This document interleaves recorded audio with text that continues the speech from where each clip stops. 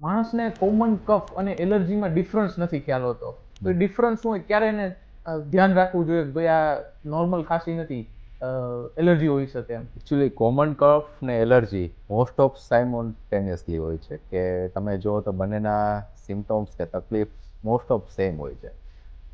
પણ જોવા જેવી વસ્તુ એ છે કે કોમન કોલ્ડ એકચ્યુઅલી ઇન્ફેક્શન છે, કે વાતાવરણમાં જે ફ્લૂ નામનું કે કોઈ પણ ઇન્ફેક્શન થાય ને એનાથી નાકમાં પાણી લેવું કે શરદી આવી, આંખમાંથી પાણી આવવું કે છીંક આવી એને થતી હોય.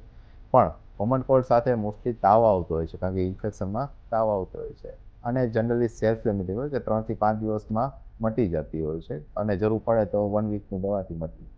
આ જ વસ્તુ જ્યારે તાવ ના આવે અને લાંબા સમય સુધી રહેતી હોય તો એલર્જી હોઈ શકે છે.